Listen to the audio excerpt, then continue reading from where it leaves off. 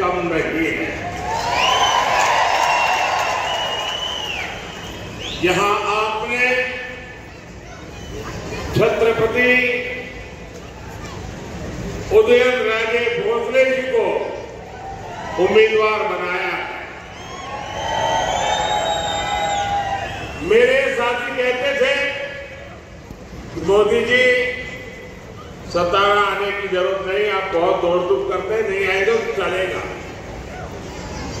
मैंने सामने से कहा सातारा में भगवा पहले भी लहराता था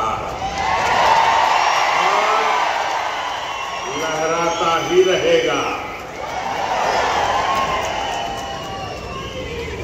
मैंने कहा नहीं भाई, मुझे तो आप सभी परिवारजनों के दर्शन की इच्छा है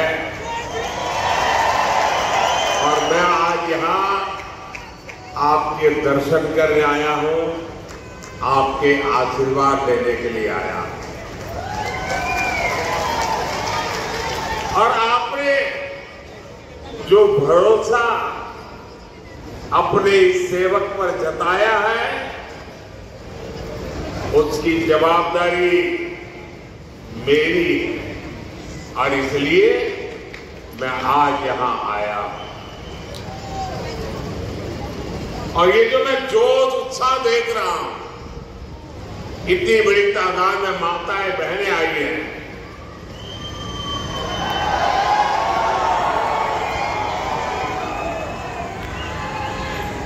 यहां से संदेश साफ साफ है और इस जोश उत्साह उमंग, ये साफ मतलब है फिर एक बार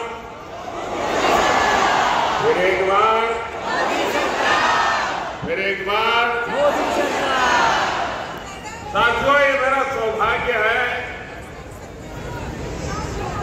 कुछ बातें याद आ जाती है जब यहां आता हूं तो 2013 जब भारतीय जनता पार्टी ने मुझे प्रधानमंत्री पद के उम्मीदवार के लिए घोषित किया, तब तो चुनाव घोषित नहीं हुए थे, लेकिन जब मुझे घोषित गया तो मैं रायगढ़ के किले पर चला गया, बैठा था और उस समय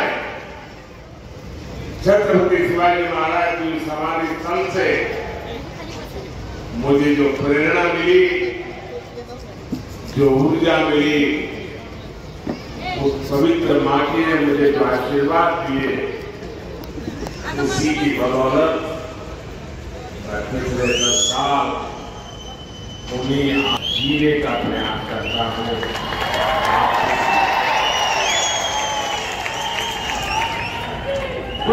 करने का प्रयास करता हूं। साथियों, सातारा ने छत्रपति शिवाजी महाराज के संसाधन को देखा है। सातारा की ये भूमि शौर्य की भूमि है। आज मिलिट्री अफीने गांव को कोई भी सैनिक परिवार हो, आत्मनिर्भर होकर भारत की सेनाओं को देखकर वो सबसे ज्यादा खुश है। आज हमारी सेना के पास एक से बढ़कर एक मेड इन इंडिया हथियार। आप भी बताइए भाई साहब बहनों, ऐसे काम करके मोदी ने जिनकी दुकानें बंद कर दी, वो खुश होंगे क्या? वो खुश होंगे क्या? हथियारों के जिन दलालों को कांग्रेस की सरकार बहुत अच्छी लगती थी, वो कभी भी मोदी की वाहवाही करेंगे क्या? साथियों, मोदी ने सैनिक परिवारों को एक और guarantee one rank one pension की दी और मोदी ने ये गारंटी भी पूरी करके दिखाई। कोई कैसे भूल सकता है कि कांग्रेस ने 40 साल तक सैनिक परिवारों को one rank one pension OROP उससे वंचित रखा। सिर्फ 500 करोड़ रुपए का जहां झुंझुना दिखाकर कांग्रेस कहती थी OROP लाएंगे, यानी आंख में धूल झोंकने में इनकी ऐसी मास्टरी है, झूठ बोलने में इनकी ऐसी मास्टरी है। आज बीजेपी सरकार OROP के 1 लाख करोड़ रुपए, अब सोचिए वो 500 का खेल खेल रहे थे, 500 करोड़ का, आज 1 लाख करोड़ रुपए से ज्यादा अपने पूर्व सैनिकों को दे चुकी है। भाइयों बहनों, देश 1947 में आजाद हुआ। कांग्रेस ने गुलामी की मानसिकता को फलने फूलने दिया। ये सब काम क्यों कर रहा है? साथियों, सातारा ने बाबा साहब आंबेडकर, महात्मा फूले और सावित्रीबाई फूले के सामाजिक न्याय को गढ़ने में बड़ा योगदान दिया। एनडीए सरकार ने 10 वर्षों में इसी प्रेरणा को सुशासन का आधार बनाया। आप देखिए, कांग्रेस के 70 साल में से 60 साल देश पर शासन किया, लेकिन बाबा साहब आंबेडकर संविधान जम्मू कश्मीर पर लागू नहीं होता था। 370 की दीवार बनाई हुई थी। आपके आशीर्वाद से आपके सेवक मोदी ने आर्टिकल 370 को ध्वस्त कर दिया। पाकिस्तान में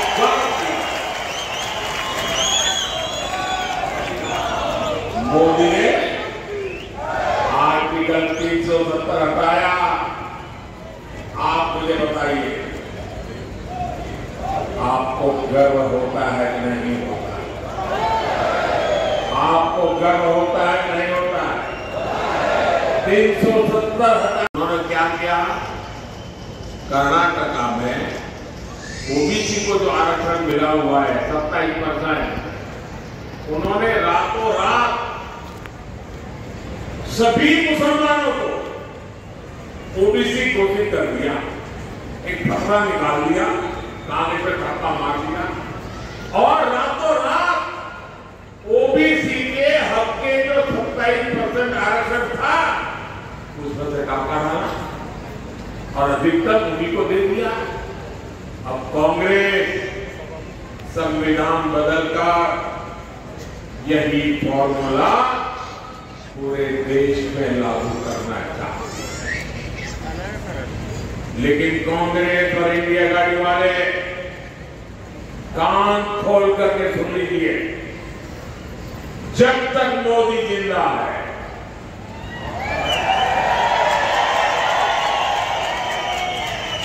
जब तक जनता जनार्दन का मुझ पर आशीर्वाद है, धर्म के नाम पर आरक्षण लाने की आपकी कोशिश, संविधान को बदलने की आपकी कोशिश, मेरे जिंदा रहते आप नहीं कर पाओगे। लिख के रखना।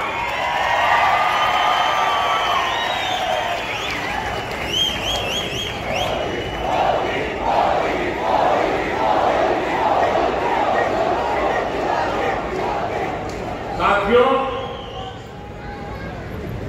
ये 21वीं सदी टेक्नोलॉजी ड्रिवन सदी है और मैं स्वयं भी टेक्नोलॉजी का बहुत बड़ा समर्थक रहा।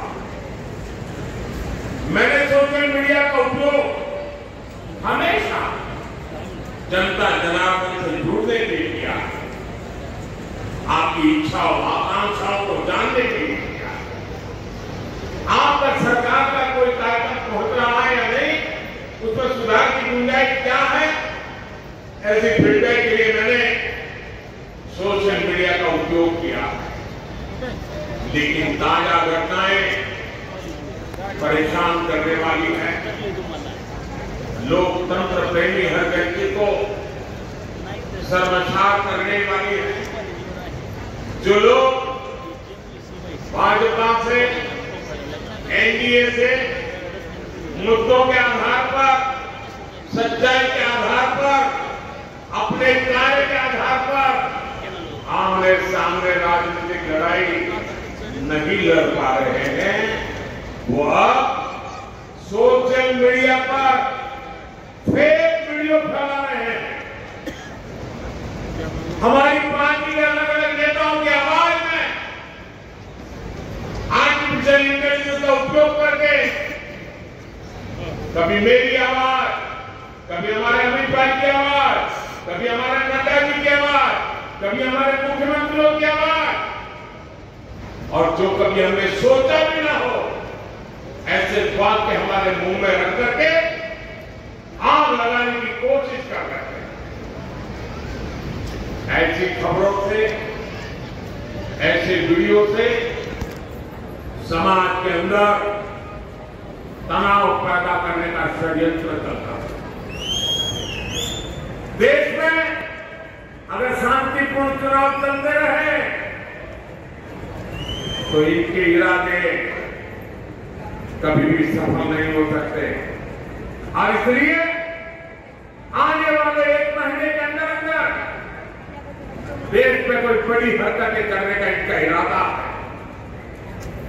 और मैं एक बड़ी गंभीरता से उनका आरोप लगा रहा हूं। सामाजिक तनाव पैदा करके अनहोनी घटनाएं घटे, इसके खेल खेले जा रहे हैं। और इसलिए मैं छत्रपति शिवाजी महाराज की सातारा की पवित्र धरती से